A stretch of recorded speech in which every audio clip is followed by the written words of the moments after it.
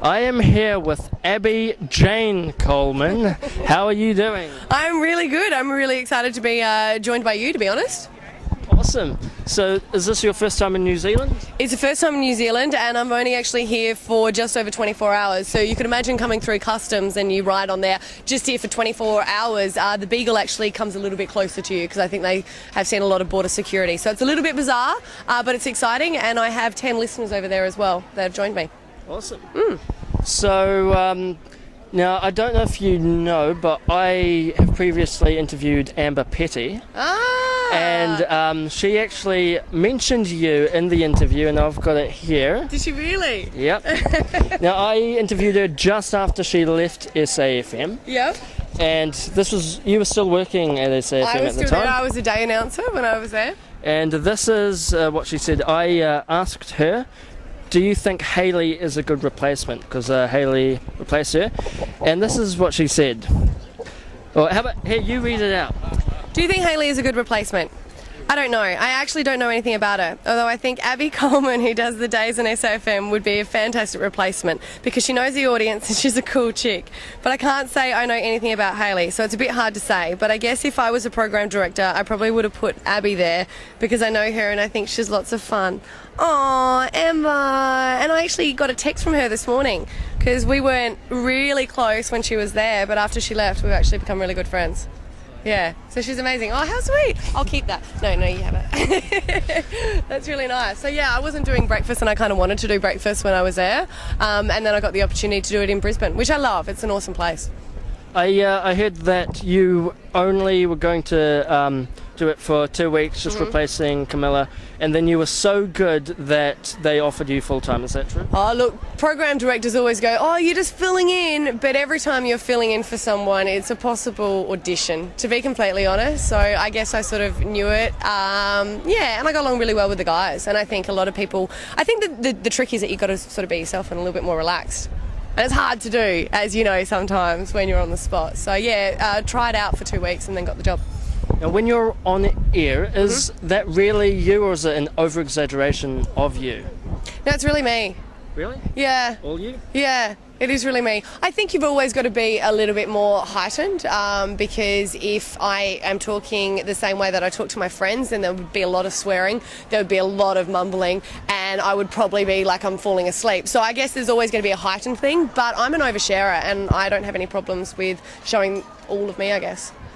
It's not nude reference, it's just like, you know, just I'm open. I'm a little bit more of an open sharer. But speaking of being nude, you were nude.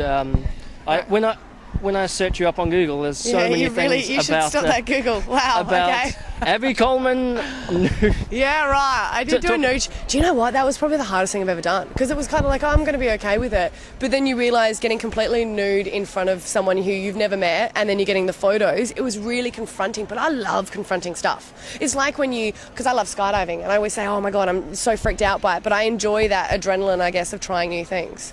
But now obviously the photos are out, but they're airbrushed, so that everyone looks good airbrushed. And speaking of skydiving, you did that on the Mole. Yeah. And how was that?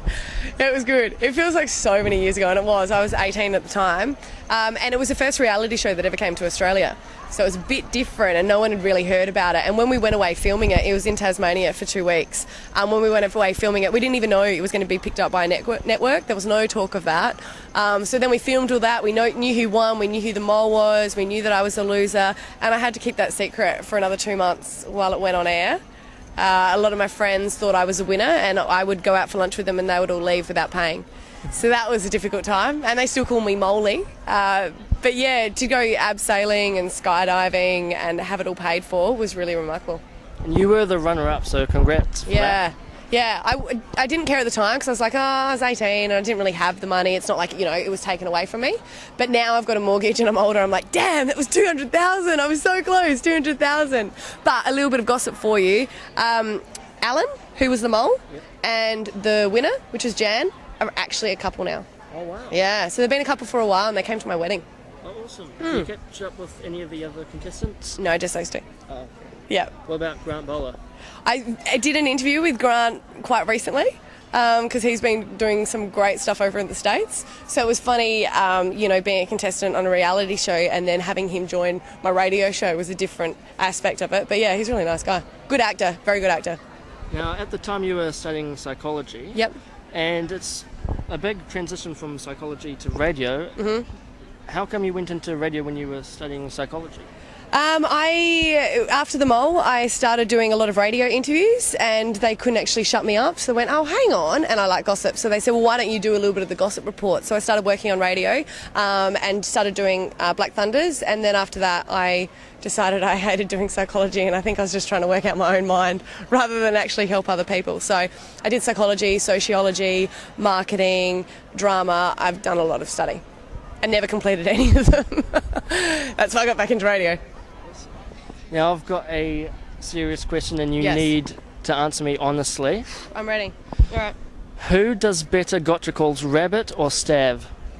Rabbit. Rabbit. Yeah. He's really, really good at them. He loves doing them. He takes pride in them and he's got a CD released. You can't compete with that. I've got a CD. Do you have the CD? Yep. I used to be in the other studio while he was recording those, and he used to be calling up and he used to run in and be like, oh my God, I've got this guy. And he used to take him so seriously. A lot of those gotcha calls would be weeks in process. He would literally start calling them once and then it would, over a week. So he really took pride in them. And I even got to do a couple with him. Oh, cool. Put on a few different voices. And he's a Kiwi. Oh, yeah. Yeah. My dad was actually done by Rabbit a couple of years ago. Oh, really? Yeah. Sucked in. Tyler's dad sucked in. Now, you've done, I was looking at your Internet Movie Database page, and you've done some stuff such as Can I Call You and Guardian. How's that being in front of the camera, not as yourself, but as a character? Yeah, right. Wow, I forgot I did those. Yeah, really good. I love drama, I love acting. For me, I like theatre, and that's probably why I like radio, because it's instant. You've got that instant ability to F up, or you've got that instant ability to be able to shine. So I like that. So being actually in front of the camera, recording a movie where, you can go take 2, take 24, take 105, I kind of lose the buzz of doing it. So probably doing film's not my favourite sort of acting. But yeah, I forgot I did those films. That's hilarious. Yeah. But would you still want to do more if someone comes up to you and says, hey, I've got the perfect role for you? Yeah, right, cool. Brad Pitt gives a call and say, hey, I need someone to star opposite me in a movie. I wouldn't go, oh, you know what, is it theatre? I'd probably say yes. Yeah. Now, you have a husband and a son. Mm-hmm. Are you missing them while you're in New Zealand? Do you know, I am. I've been getting a lot of text messages for them, but I've been filling in for the Today Show, which is a TV. We're doing the weather on weekends, so I'm sort of used to going away on the weekends. It's kind of hard, but I mean, with today's technology, you've got Skype, you've got everything, so you can still keep in contact with them. And my son doesn't sleep still, so it's probably a little bit of a break coming here. Oh, I better get back to my long lunch soon, hey? Oh, lunch has arrived. 10 people, and we're flying back on business class as well. Awesome. Yeah, it's going to be messy and exciting. Cool. Well, thanks for the interview. Oh, it's a pleasure. Do we get to shake hands, Yep. or what do we do? Like a real, hey, ooh, that's tricky. Hey. Lovely meeting you. Lovely meeting you too. Oh no, wait, that's lost. Oh, did you lose us? Do you want us to turn just so you can do it? No. No, I'm just doing silly rotations with the camera. Well, thank you so much, and keep up the good work. Yeah, cool. Cheers. All right.